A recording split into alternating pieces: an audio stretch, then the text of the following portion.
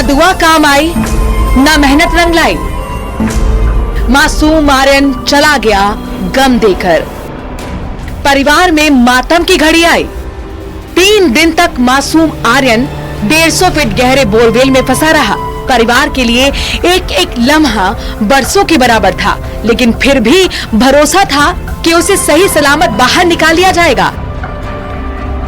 माँ को तो पूरा यकीन था कि उसका बेटा बाहर आएगा और उसके सीने से लिपटकर माँ बाप पुकारेगा। लेकिन बुधवार रात करीब 12 बजे जब आर्यन को बोरवेल से निकाला गया और अस्पताल ले जाया गया, उसके बाद जो खबर आई उसने न सिर्फ आर्यन के परिवार पर दुखों का पहाड़ तोड़ दिया, बल्कि पूरे कालीखाड़ गांव में मातम पसर गया। इस बीच आर्यन के पिता जगदीश का बयान सामने आया, जिसमें वो लोगों से बोरवेल को खुला न छोड़ने की अपील कर रहे हैं। अभी खोला था साहब उसको, वो 5 दिन से पहले आए थे, 12 से कमा के वहाँ खोला था। जिसको थोड़ा फंड डाल के वैसे कर रखा था काम चलाने के लिए, वैसे थोड़ा अच्छी तरह से नहीं डाप रखे, थोड़ा रखा था उसको ऊपर। समय कोई नहीं लगे कि जो कोई भी जान में उनके काम नहीं करना चाहिए, जल्दी से काम करना चाहिए। दरअसल 150 फीट गहरे जिस बोरवेल में आर्यन गिरा वो उसके परिवार ने खुदवाया था, और इसी बोरवेल में सोमवार दोपहर करीब 3 बजे आर्यन खेलते खेलते अपनी मां की नजरों के सामने ही गिर गया था। तब से लेकर बुधवार रात तक उसे अलग अलग तरीके से निकालने की कोशिश की गई, लेकिन उसे बचाया नहीं जा सका।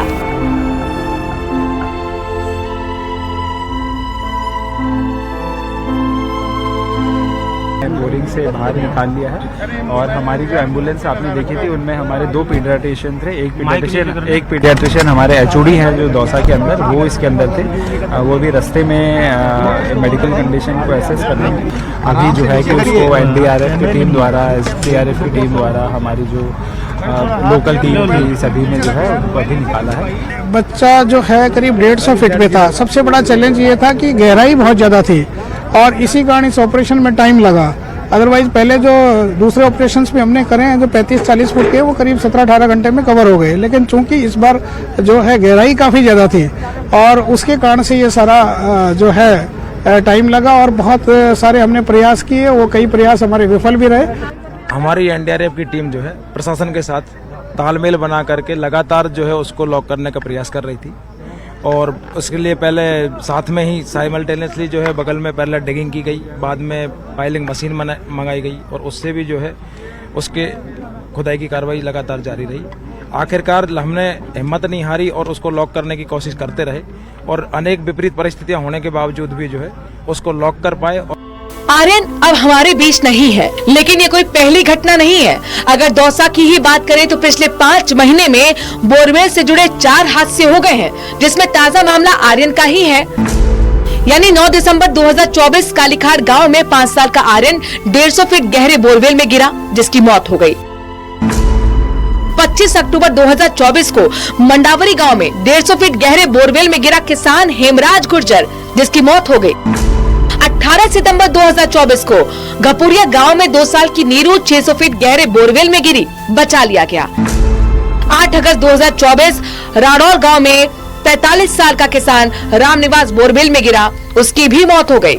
इससे पहले भी दौसा में बोरवेल से जुड़े हादसे हो चुके हैं, आइए उस पर नजर डालते हैं। करीब 15 साल पहले मोरारी गांव में मासूम अंजू बोरवेल में गिरी थी, सकुशल बचा लिया गया। करीब 12 साल पहले रायमलपुरा गाँव में अंकित की बोरवेल में गिरने से मौत हो गई थी, और करीब 10 साल पहले मासूम ज्योति गहरे बोरवेल में गिरी थी, रेस्क्यू टीम ने बचा लिया। मासूम आर्यन की मौत के बाद परिवार में मातम है।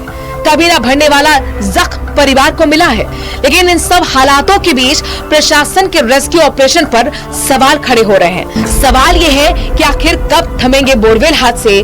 सवाल ये है कि रेस्क्यू ऑपरेशन में इतनी देर क्यों लगी। हादसे के दिन ही पाइलिंग मशीन क्यों नहीं लगाई गई। क्या प्रशासन को हादसों से सबक नहीं लेना चाहिए। बोरवेल से निकलने की तकनीक पर काम कब होगा। न्यूज़ 18 राजस्थान के लिए दौसा से